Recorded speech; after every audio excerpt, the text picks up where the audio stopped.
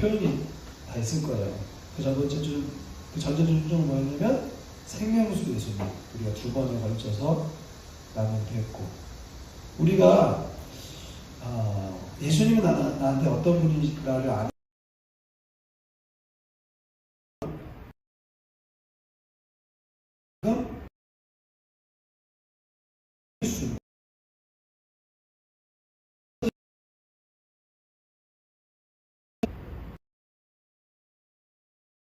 이유는 뭐냐면 아이템을 구매하는 만큼 즐길 수가 있거든. 더 많은 것들을 할 수 있어요. 똑같은 총이라고 할지라도 조금 더 빠르고 더 사람을 이렇게 많이 죽일 수 있는 총이 있죠? 정민아? 네. 그치? 배그는 잘 모르겠지만 예전에 뭐 총게임이나 이런 것도 온라인 게임은 돈으로 꼭 살아야지 더 좋은 상황에서 플레이를 할 수 있는 거죠. 자, 우리가 그리스도인들 살아갈 때 좀 더 다양한 삶, 좀 더 풍성한 삶을 살려면 예수님이 누군지를 알아야 돼요. 우리가 왜 일주일 동안 하나님 나라도 못 누리고 성경도 안 읽고 예수님이 나의 삶에 함께 하신다는 것도 느끼지 못하는 이유는 딱 그렇게 매력적인 존재가 아닌 것처럼 살아가기 때문에 그래요. 그래서 여러분 오늘 이 시간에 예배를 잘 드리는 게 중요해요. 왜? 이 예배를 통해서 예수님이 나에게 정말 매력적이신 분이구나라는 것을 경험했을 때 우리는 그 매력적이신 예수님을 날마다 구하기도 하고 따르기도 하고 내 안에 모셔드리기도 하고 그러고 사는 거죠. 예수님 사는 당시의 사람들은 대부분의 사람들이 배고픔이라는 게 일반적이었어요. 우리가 생각하는 배고픔이랑은 차원이 달랐어요. 그렇기 때문에 배고프다, 헐벗었다, 굶주렸다는 건 지금 우리가 살고 있는 사회는 좀 많이 달랐을 거예요. 그런데 예수님을 만나면 그런 분명히 지금 현실은 배고픔과 굶주림과 헐벗음과 낙담하는데 예수님이 찾아오셔서 뭔가 나에게 주인이 되어주시고 나의 하나님이시라는 걸 알 때부터 두 가지가 생기는데 따라봅시다. 평안과 안식. 뭐 간단하게 그냥 평안이라고 합시다. 평안이 생깁니다. 여러분 세상에서 가장 무서운 게 저는 절망이라고 생각해요. 두려움, 그걸 한번 내 마음속에 들여놓기 시작하면 어떤 일이 생긴지 아세요? 웬만한 평안은 내 마음속에 힘이 되지 못해요. 반대로 내 마음 할 수 없는 기쁨, 소망, 은혜를 줄 수 있는 큰 평안을 경험하게 되면 세상의 절망이 정말 작게 보이는 거예요. 여러분에게 한번 질문해보고 싶어요. 평안하고 싶습니까? 절망하고 싶습니까? 절망하고 싶어요. 근데 절망하고 싶어요? 평안하고 싶죠. 근데 평안하고 싶다라고 얘기 안 해요. 왜? 그렇게 얘기하면 뻔하거든. 어떻게 내가 살아야 할지를 목사님이 얘기할 거니까. 너희들 그렇기 때문에 평안을 못 경험하는 거야. 지적할 것 같으니까. 네, 맞아요. 근데 잘 생각해보세요, 여러분. 지금 누가 얻을 수 있을까요? 평안하자. 평안하자. 옛날에 내가 좋아했던 노래 중에도 행복하자. 아프지 말고. 그러다가 안 아파요? 어쩔 때는 그런 노래를 부르면서 더 아파. 행복하고 싶습니다.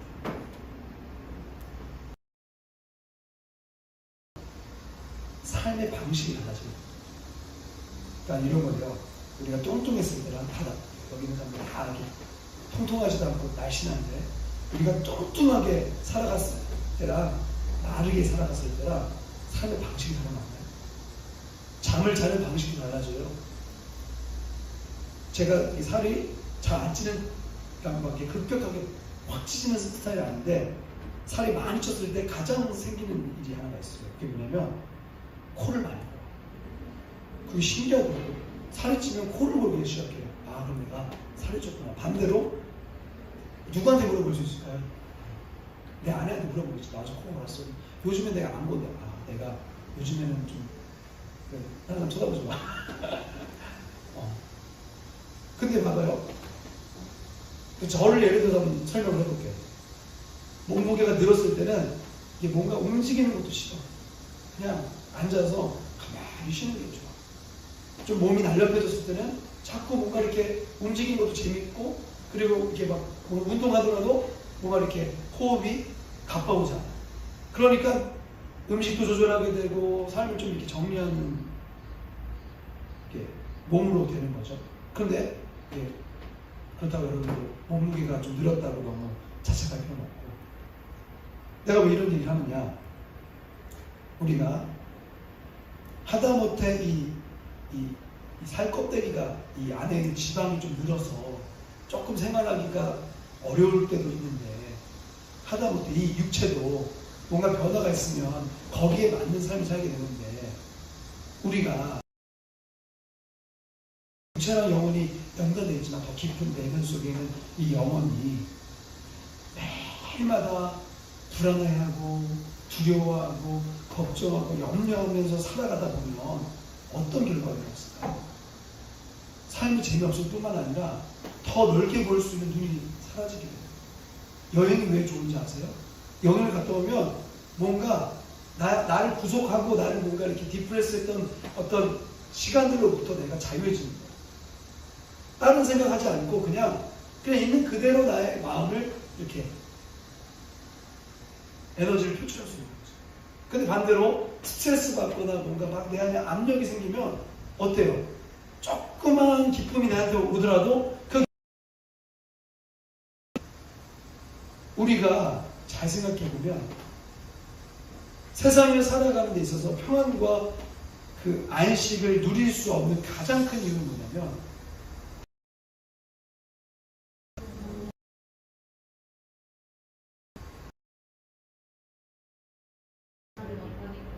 이걸 좀 더 어려운 말로 할게요. 땅에 매여 있기 때문에.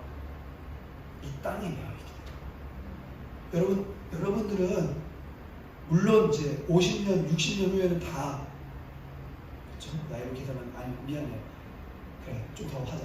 90년 후에는 이 땅이 없을 거야, 그렇죠? 그럼 슬프죠. 내가 이 땅이 없으면 어떡하지? 근데 여러분, 우리는 슬퍼할 것이 아니라 오히려 기대함을 갖고 세상을 살아갈 수 있어요. 그런데 우리는 그렇게 못해요. 너 예를 들어서 너 40년 후에는 너 이 땅에 없을 거야. 그러면 순간적으로 막 기분이 나빠져요. 왜? 이 땅의 삶에 아직 내가 이루지 못한 게 많거든. 그리고 이 땅에서의 삶을 벗어나는 삶을 내가 한 번도 자, 보세요. 아담과 하와가 선과 악을 알리는 나무를 따먹은 후에 하나님께 심판을 당합니다. 되게 무서워요. 하나님 심판을 해요. 근데 그 심판이 사실 좀 나는 약한 것 같아요. 왜 약한지 아세요? 아담과 하와의 그 존재 자체가 없앨 수도 있고, 하나님 존재가 없앨 수 있어요. 인간이라는 그 종족 자체를 그냥 아예 말살시킬 수 있지 않을까? 하다못해 장난감을 갖고 놀다가 이거 재미없어 그러면 던져버리잖아. 그치? 여러분 지금까지 장난감 갖고 노는 사람 손 들어보세요. 목사님 제가 보여드릴 게 있어요. 제가 초등학교 4학년 때까지부터 지금까지 갖고 있는 장난감이에요. 이렇게 보여주면 내가 그래 라고 하지만 속으로는 저 약간 좀 정서적으로 문제가 있구나 라고 생각하는 거죠. 스마트폰도 1년, 2년 안에 계속 바뀌고, 요즘에 또 갤럭시에서 좋은 게 나오니까 막 갈아타고 막 그러는데, 우리에게 영원한 게 뭐가 있을까요? 우리는 다 조금 있으면 버려지는 걸 항상 새롭다고 여기고 살아가죠. 자, 선과를 따먹고 나서 하나님 앞에 심판당하는데, 그게 심판이 뭔지 아세요? 퀴즈. 이거 맞히는 내가 진짜 선물 줄게. 그 심판은 하나님이 하와는 내가 알려줄게요. 하와는 알죠, 여러분 다? 하와의 뭐예요? 손 든 거야? 다 째려봐. 쟤 어떻게 알지? 하와에게 심판은 뭐였어요? 하나님의 심판. 그렇지. 이거는 해당 안 돼요. 다 이렇게. 자, 아담에게 주어지는 심판. 근데 이거는 아담에게라는 기보다는 인간에 대한 거예요. 인간에. 다만 남자가 약간 또 이걸 생각하는데 여자에게는 어쩔 수 없이 이렇게 해산의 고통이 있지만 뭐 요즘에는 여자도 일을 많이 하니까 당연히 일을 하니까 그거는 좀 인간에게 하나님께서 죄를 짓고 난 후에 아주 큰 심판을 주셨는데 존재 자체를 멸살하는 게 아니라 이거 마치면 내가 선물 줄게요. 이모티콘이라고 선물 줄게요. 뭘까요? 어? 정답! 여기 보지 않았어? 본 거 아니야? 아, 오케이. 이모티콘 내가 쏠게요. 나의 주는 줄게요. 이걸 아까 내가 힌트를 줬지. 땅에 매여 있는 삶. 한번 해봐. 좀 이상하지 않아? 질문할 수 있죠, 여러분들이. 수고하는 게 심판이라면 해야 돼. 나는 궁금한데. 그러면 수고하지 않으면 어떻게 살아요? 정답! 수고하지 않으면 못 살죠. 여러분, 우리는 원래 수고한 대가로 살아가는 존재가 아니었어요. 우리가 노력한 대로 뭔가를 막 열심히 해서 거기에 대한 결과물을 갖고 만족하는 존재가 인간의 창조 원리 목적이 아니었다는 거예요. 그러면 또 질문할 수 있죠. 그럼 목사님 뭐 어떻게 하라는 거예요? 일하지 말라는 거예요? 목사님이 저를 책임져 주실 거예요? 돈 저한테 뭐 이렇게 입금해 주실 거예요? 죄송합니다. 저도 열심히 일을 해야 돼요. 그죠? 내가 말하는 게 뭐예요? 지금 여러분들이 수고라는 걸 왜 문제가 될까? 이게 왜 문제가 됐을까 생각하겠지만 이건 무슨 말이냐면 따라해봅시다. 수고 따라해주세요. 수고 이상의 삶을 제한받는 삶. 무슨 말이냐면 수고하지 않고서는 도저히 인생을 살아갈 수 없는 한계가 있는 거예요. 이해가 됩니까? 약간 이런 거지. 뭔가 일을 안 하면 불안해. 왜? 당장 다음 달에 내가 내야 될 것만 지금 몇십만 원, 몇백만 원이거든. 그걸 갚아 나가야 내가 평안을 얻을 수 있거든. 그런데 우리는 거기에 매여 사는 삶이 아니라 그 이상의 삶을 살아가야 하는 것이 하나님의 창조 목적이에요. 그러니까 우리는 100만 원 벌어서 100만 원을 위해 사는 게 아니라 하나님께서 주신 플러스 알파를 기대하며 살아갈 수 있는 게 바로 우리라는 거예요. 믿으십니까? 그런데 우리 문제는 뭐냐면 100만 원 물론 100만 원을 버는 사람 없겠죠. 그렇죠? 아니면 더 적게 버는 사람 있나? 우리 대부분 뭐 200만 원, 300만 원, 뭐 몇천만 원 한 달에 만약 번다고 한다면 그 금액 이상의 삶에 대해서 꿈꾸고는 있지만 그리고 그 이상을 내가 벌기 위해서 노력해야 된다는 것을 마음속으로 이렇게 정확하게 계산하고 있지만 어때요? 수고를 하지 않기 때문에 스트레스 받는 거지. 집을 사는데 이거 대출금 갚아야 되는데 어떡하지? 차를 샀는데 이거 할부인데 매달 나가는 거리인데 어떡하지? 하나님께서 주신 것에 대해서 감사와 기쁨을 싹 다 잃어버려 삶을 당연시 여기고 여기에 매여 살다가 우리의 삶이 흙으로 돌아갈 때까지 고생만 하는 게 그게 심판이에요. 그럼 또 질문할 수 있죠. 그럼 목사님 또 어떻게 하는 거야? 오늘 그걸 가르쳐 주는 거예요.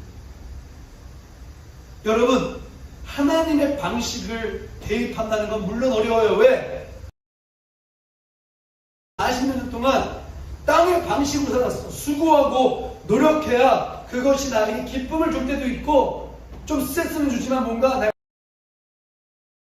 그것조차도 온전하지 못해. 여러분 이것은 우리의 열심히 벌어서 열심히 써 예수님이 오늘 이 오병이어 사건을 통해서 내가 결론적으로 얘기합니다. 가르쳐주고 싶었던 건 뭐냐면, 야, 너희들 노력 하나도 안 해도 돼. 그냥 나한테 기도만 해. 그럼 내가 다 해줄게. 그런 얘기가 아니에요. 하나님이 예수님을 통해서 기적과 표적을 일으키신 것은 불로소득을 말하는 게 아니에요. 우리가 노력하지 않아도 얻을 수 있는 것이 많다는 걸 얘기하는 게 아니에요, 여러분. 그런 초점으로 바라보지 마세요. 당연히 우리 노력해야죠. 수고해야 합니다. 그리고 열심히 살아야 합니다. 하지만 그 열심히 살아가는 삶의 방식이 땅에 묶여 있지 말고 땅을 초월한 하늘의 방식으로 살아가야 돼요. 수고하고 열심히 살되 하나님이 가르쳐 주시는 수고를 하는 거예요.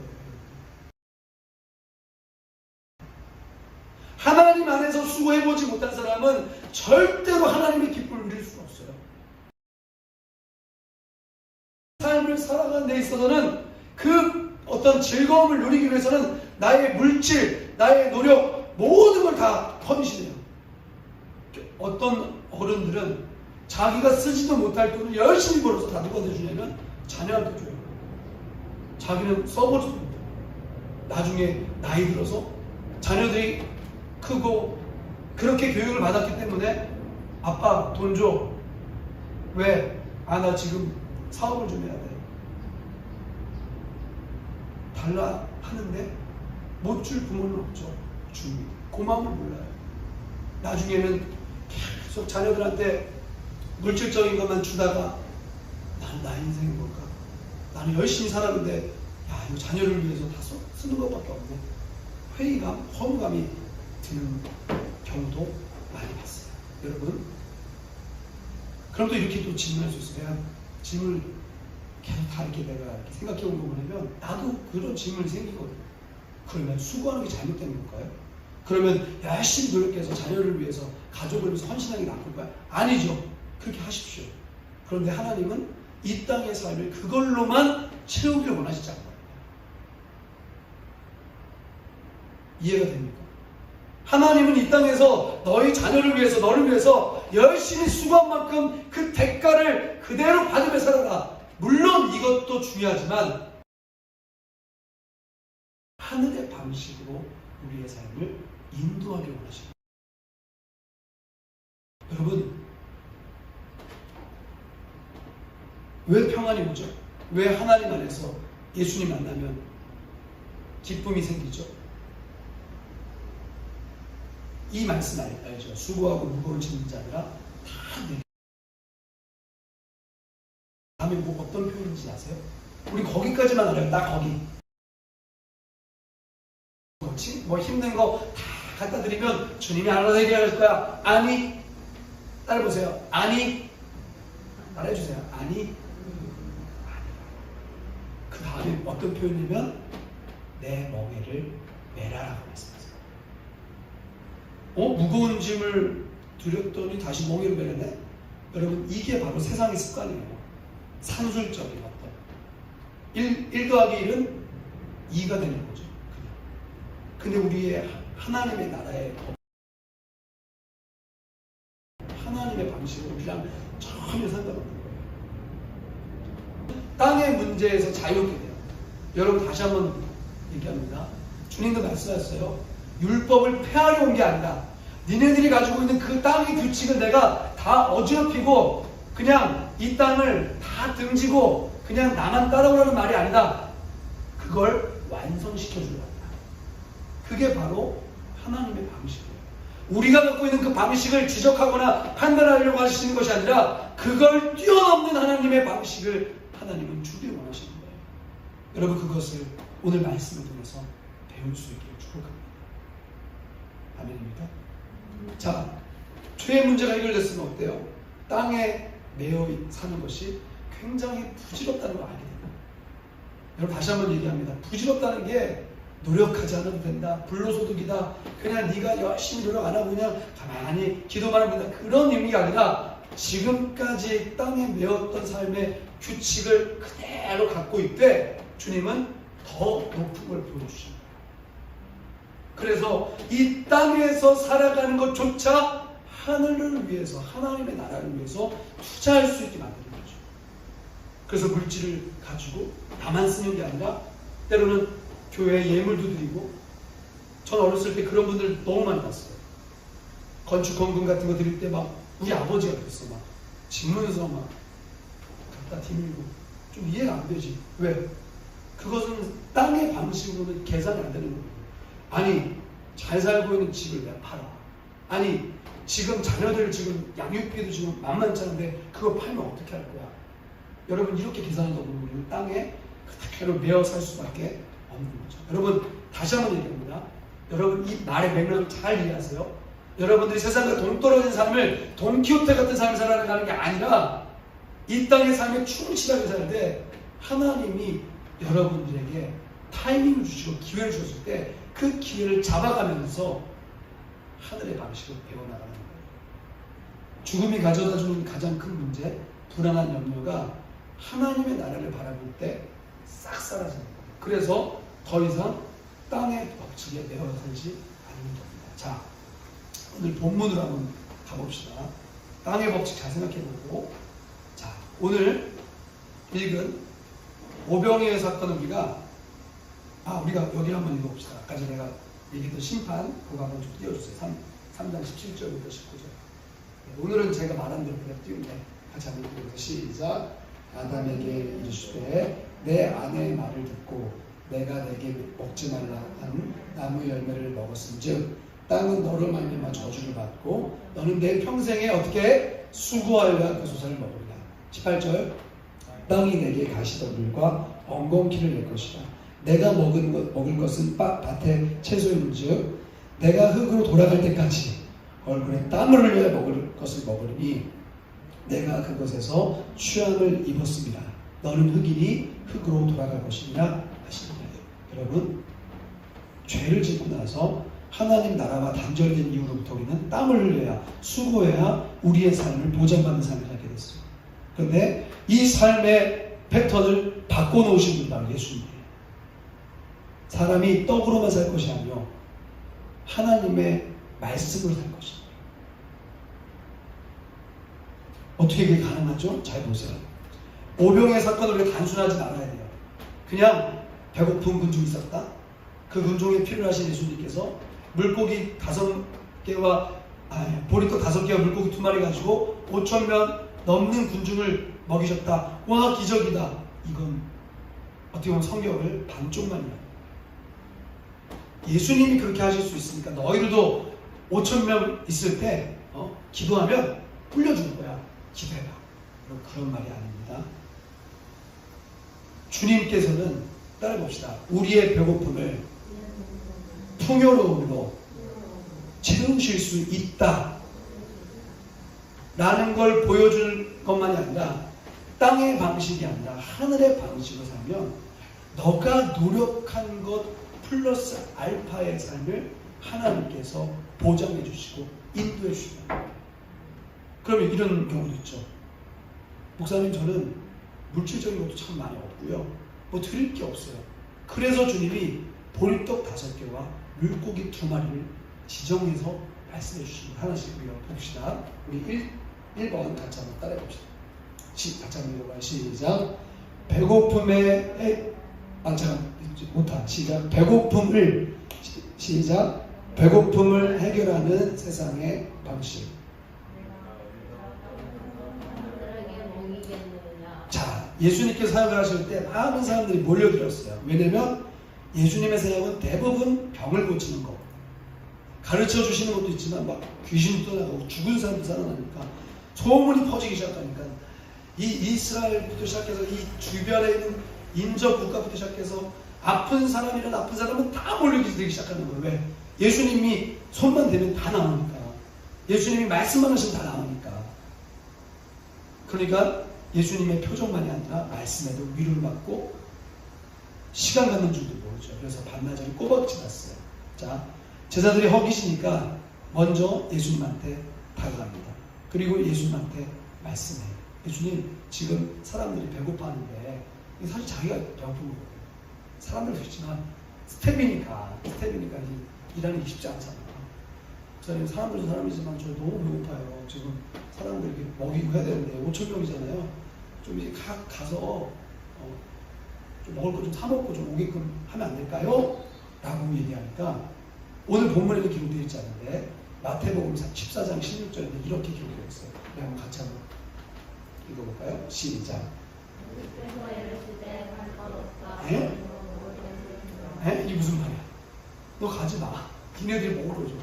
예수님 잘 보세요. 세상의 방식이라는 그런 거니까 없어요. 아무것도 우리는 하나님 앞에 뭔가 드릴 것도 없고 뭔가 내줄 것도 없어요. 그런데 주님은 말씀하시는 거예요. 야, 너가 먹을 것을 줘.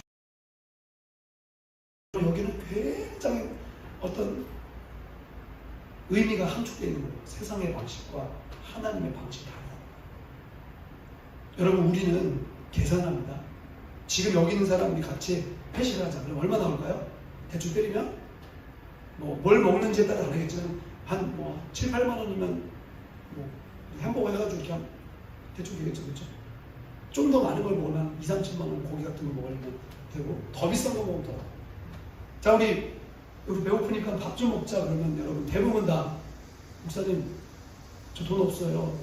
밥 좀 사주세요. 이럴 수도 있고 아니 목사님 제가 긁을게요. 이럴 수도 있고 대부분 다 물질적인 문제로 생각하고 마무리해요. 근데 주님 뭐라고 말씀하세요? 야, 네가 먹을 걸 줄 수 있어. 어떻게 보면 황당하기도 하고 말도 안 되는 이야기를 우리 주님께서 여러분들에게 나에게 하실 때가 있어요. 그럼 왜 그런 마음을 주셨을까요? 어떻게 해서든 수단과 방법을 가리지 않고 그 목적을 이루라는 하나님의 어떤 뜻이겠지만 여러분 이건 이런 거예요. 야, 너를 의지하지 말고 나를 좀 의지해봐. 네가 갖고 있는 그 계좌에서 돈을 송금하려고 하니까 없지. 나의 능력을 너의 제한된 생각으로 제한하지 마. 나는 너한테 모든 걸 줄 수 있는 자야. 여러분, 하나님께서 우리 예수님께서 계산을 못하실까요? 5,000명 되면 딱 사이즈 모를까요? 아니면 예수님이 굳이 배고프다고 하고 요청하기 전에 미리 마음 아시고 그냥 하시면 되지 않을까요? 근데 왜 그러셨냐고. 왜 굳이 제자들이 와서 배고파요. 야, 니네들이 먹을 걸 줘. 에? 무슨 말이에요, 주님? 우리 아무것도 없어요. 그리고 나서 뭐라고 얘기해요? 5절 같이 한번 읽어봅시다. 사도 요한은 이렇게 얘기해요. 시작. 예수께서 물들어 큰 무리가 자기에게 오는 것을 보시고 같이 읽어요. 시작. 빌립에게 이르시되 우리가 어디서 떡을 사서 이 사람들을 먹이겠느냐 하시니 이거 예수님이 물어보신 건데 자, 이런 거예요. 예수님께서 이미 아까 전에 말했던 것처럼 야, 너희들이 먹여라고 얘기했지만 사도 요한은 그 먹여라고 얘기하기 전에 그 앞전에 하신 이야기를 여기다가 상세하게 기록한 거예요. 자, 이게 무슨 말이에요? 여러분 잘 들어보세요. 우리는 어떤 일을 할 때 항상 계산을 합니다. 될지 안 될지 아니면 이게 추진해야 될지 말아야 될지. 여러분 이건 철저하게 세상의 어떤 법칙이에요. 그런데 우리는 그 세상의 법칙에 길들여지거나 익숙해서는 안 된다는 거예요. 주님이 모르셨겠냐는 거예요. 안다는 거죠. 근데 주님 앞에 그럴 수도 있어요. 주님 도대체 뭘 어떻게 하라는 거예요? 한번 제 얘기를 들어보세요. 배고픔을 해결하는 방법은 수고와 노동밖에 없어 보이지만 이게 상식이지만 주님이 이 상식을 모르는 게 아니라 그 상식을 좀 뛰어넘어설 수 있는 결단을 좀 하는 거예요. 내가 책임질 테니까 한번 너 한번 뛰어넘을 결단과 노력을 다른 방법으로 좀 해봐. 그냥 네 계산으로 이거 안 될 것 같은데 그렇게 하지 말고 하나님의 일이라고 한다면 하나님께서 뭔가 내 마음속에 감동을 주면 제가 그래서 저번 주에 전도학교 얘기했잖아요. 안 될 것 같은데 한번 해봐. 예를 들면 다시 한번 얘기했지만 예를 드는 거예요. 뭔가 나한테 물질적인 감동을 줬어. 하나님이 나한테 뭔가 예를 들면 우리가 뭐가 필요한데 좀 감동을 줘서 근데 재정적으로 안 돼. 에이, 그거 하나님이 생각하니까 이거 내가 지금 얘기해. 그 상식 뿐만 아니라 내가 세상을 살아가면서 우리 세 명을 작정했잖아요. 아, 내가 생각했을 때는 전혀 예수를 믿을 것 같잖아. 이건 내 생각, 이건 내 계산, 이건 내 방법. 하나님께서는 우리에게 모든 걸 주셨는데 그 상식을 뛰어넘게 주신 거예요. 그 상식을 뛰어넘을 작정과 결단으로 나아갈 때 주님이 주시는 거예요. 주님이 여기서 드러내고자 하시는 게 뭐예요? 몰라요? 우리가 어디서 이 떡을 사서 이 사람을 먹이겠느냐? 야, 이 사람을 먹이려면 어떻게 해야 되겠어? 이거 모르겠어요? 여기 뭐라고 되어 있어요? 빌립을 시험한다고 했잖아요. 시험이 뭐예요? 판단해가지고 야, 너 잘하는지 못하는지 내가 볼 거야. 이게 아니라 이 문제를 통해서 새로운 삶을 업그레이드 할 수 있는 방법을 주님께서 알려주시는 거죠. 우리에게 시험 두 가지 종류예요. 우리를 고통스럽게 만드는 시험이 있어요. 여러분, 대부분 하나님이 우리에게 허락하신 시험은 고통스러운 시험이 아니라 우리를 발전시키는 시험입니다. 마음껏 우리의 배고픈, 어려운, 근심, 걱정, 염려를 여러분 좀 내려놓고 하나님 앞에 구하거나 하나님의 방식으로 여러분들의 생각을 좀 바꿔볼 수 있기를 축복합니다. 그래서 두 번째 같이 한번 읽어봅시다. 두 번째 같이 읽어봐요. 시작.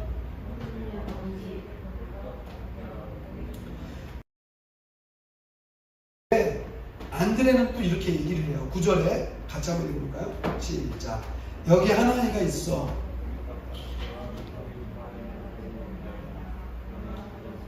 여기에 세상의 방식이 뭐예요?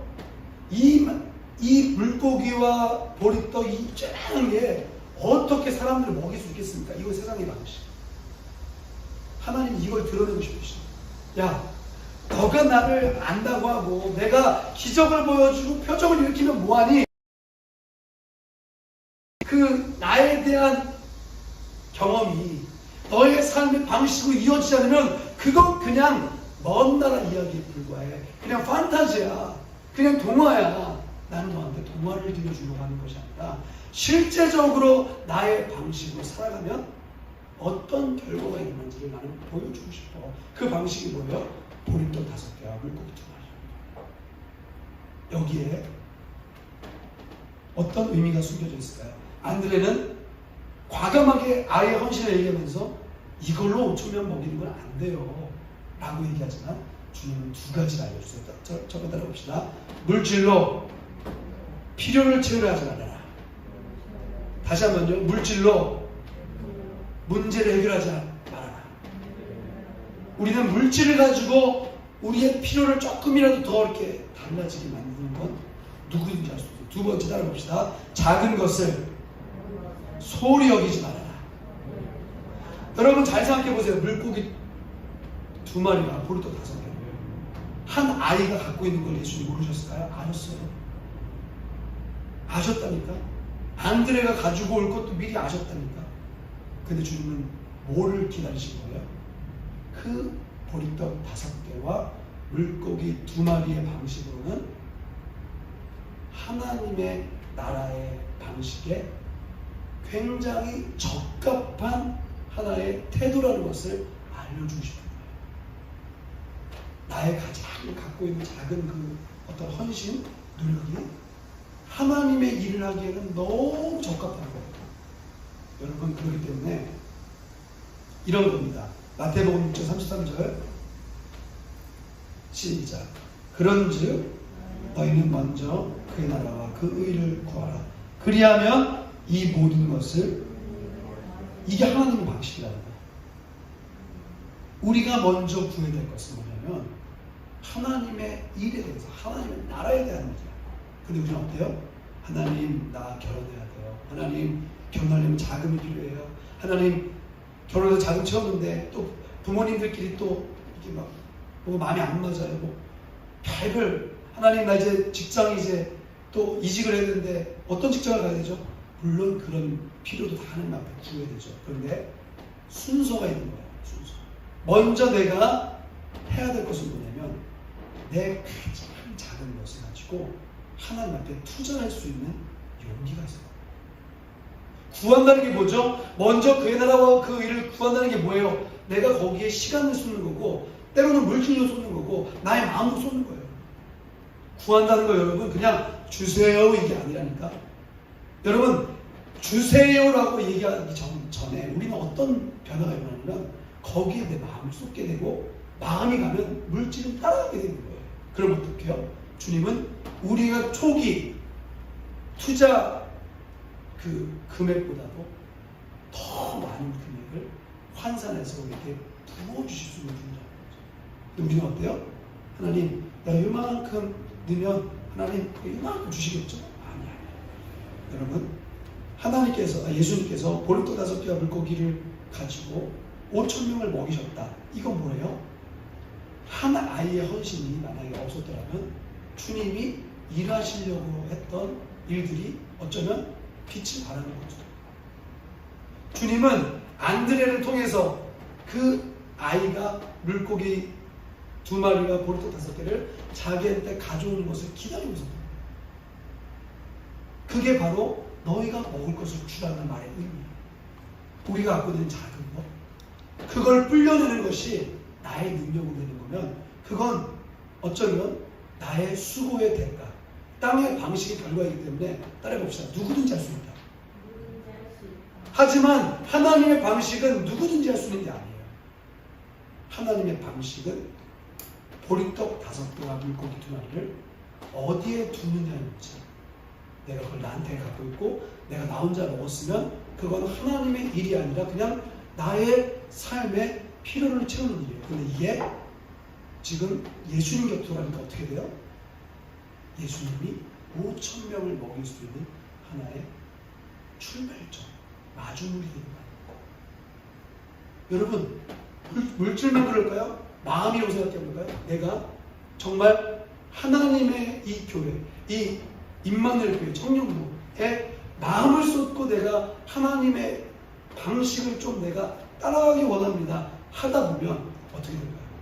나만 교회 오는 게 아니라 나를 통해 와야 할 영혼들을 내가 끌어당길 수 있는 힘이 생기는 거예요. 근데 우리는 어때요? 나만 교회 다녀도 뭐 괜찮지. 여러분 그건 세상의 방식, 땅의 방식이에요.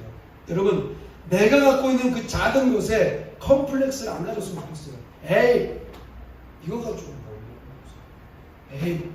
나는 그렇게 말 주변도 없는데 목사님 저 너무 바빠요. 아니에요.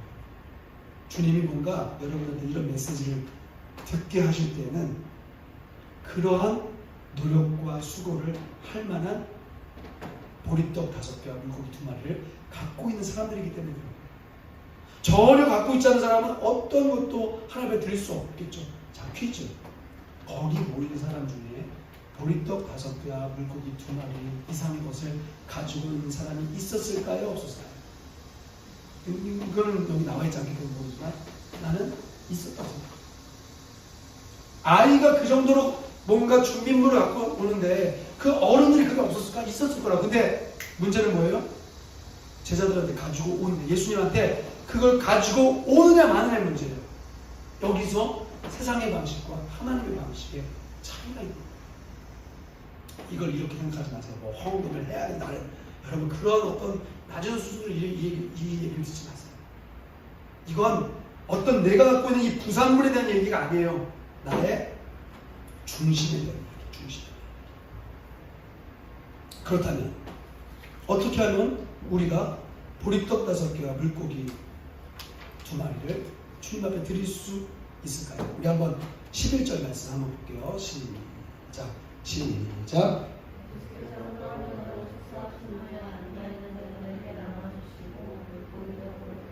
나 이거 상상해봤어. 어떻게 주님이 기도하셨는데 어떻게 그게 번게 됐을까? 이런 거거든.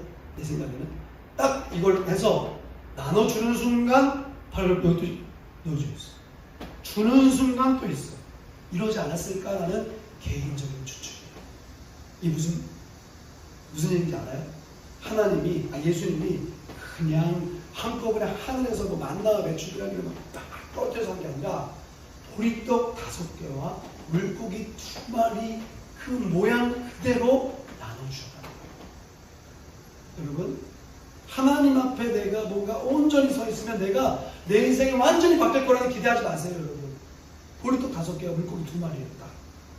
우리의 믿음은 어떻게 보면 그걸 하나님 앞에 드리느냐, 아니면 내가 갖고 있느냐, 아니 내가 갖고 있는 게 아니지 그냥 머리로만 생각하고 끝나느냐, 그 차원이라는 거예요.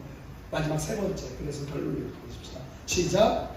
세상의 방식을 버리고 하나님의 방식. 자, 조금 이제 얘기를 건너뛸게요. 이 다음에 이제 예수님이 자기를 막 이렇게 높이려고 하고 막 왕으로 삼으려고 하니까 예수님이 도망가요. 그러다가 이제 우리가 잘 아는 이제 베드로가 무리를 건너는 예수님 보고 자기도 막 걸으려고 빠지고 넘어갈게요.